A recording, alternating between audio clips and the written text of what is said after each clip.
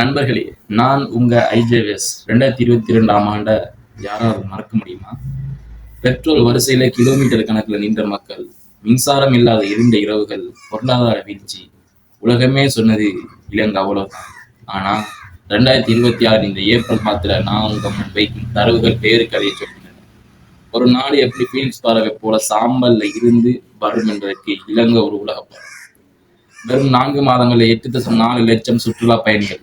இது எப்படி சாத்தியமானது? இதற்கு பின்னால் இருக்கும் அரசியல், பொருளாதாரம் மற்றும் மக்களின் உழைப்பு என்ன? வாங்க விரிவா விளங்குவோம்.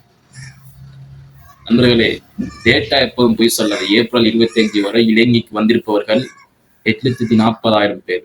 இந்தியா நம்பர் 1, 1,26,465 இந்தியர்கள் அங்கே போயிருக்காங்க. ஏன் தெரியுமா? இந்தியாவுக்கும் இலங்கைக்குமான அந்த ஆதி காலத்து தொப்புள் கோடி உறவுதான் முதல் காரணம்.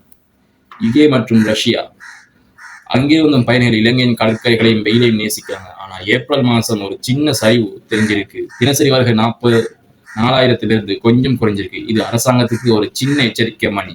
இதை எப்படி அவங்க சரி செய்ய போகிறாங்க என்பதை நாம கவனிக்கணும். ஏன் இலங்கை இப்போது ஹாட் ஸ்பாட்ல இருக்கு? முதலாவது பாதுகாப்பு, சேஃப்டி ஃபர்ஸ்ட். இன்று ஒரு பெண் தனியாக இலங்கையில நள்ளிரவுல கூட பயணம் செய்ய முடியுது. அந்த அளவுக்கு பாதுகாப்பு இலங்கையில புறப்படுத்தப்பட்டிருக்கு. இரண்டாவது தான் பணவீக்கம். -2.6% பணவீக்கம். அதாவது பொருட்களின் விலை கட்டுப்பாட்டுக்குள் இருக்கிறது. இது சுற்றுலா பயணிகளுக்கு பெரிய பிளஸ்.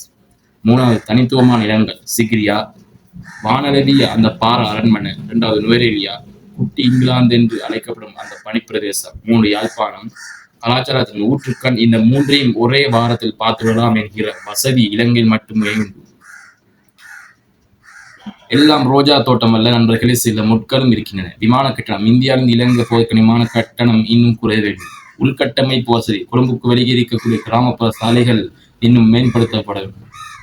இந்தியாவை மட்டுமே நம்பியிருத்தல். பயணிகள் இந்தியாவிலிருந்து வருகிறார்கள். ஒருவேளை இந்தியா சந்தையில் மாற்றம் ஏற்பட்டால் அது இலங்கையை பாதிக்கும். அதனால் சீனா, ஆஸ்திரேலியா என பிற நாடுகளில் இருக்க வேண்டும். என்னுடைய ஒரு கருத்து என்னென்றா, இலங்கை அரசு ராமாயண யாத்திரை போன்ற ஆன்மீக சுற்றுலாவை இன்னும் அதிகப்படுத்தினால் இந்திய பயணிகள் எண்ணிக்கை இன்னும் இருமடங்காகும். இறுதியாக நான் சொல்ல விரும்புவது ஒன்றுதான். இலங்கை என்பது வெறும் ஒரு தீவு அல்ல, அது ஒரு பேரொளியின் அடையாளம். 2026 இலங்கை மீண்டும் வந்திருப்பதும் அனைவருக்கும் ஒரு நம்பிக்கை. அண்டை நாடு முன்னேறுவது நமக்கு நல்லதுதான். இலங்கைக்கு ஒரு முறை போய் வாருங்க. அங்குள்ள மக்கள் அந்த புண்ணியை நீங்க பார்த்தா மீண்டும் நீங்க போவீங்க. இந்த வீடியோ உங்களுக்கு பிடித்திருந்தா மறக்காம ஐஜேஎஸ்க்கு சப்ஸ்கிரைப் பண்ணுங்க. உங்களுடைய இளங்கால உங்களுக்கு கமெண்ட்ல சொல்லுங்க. அடுத்த வீடியோ சந்திப்போம். நான் உங்கள் ஐஜே.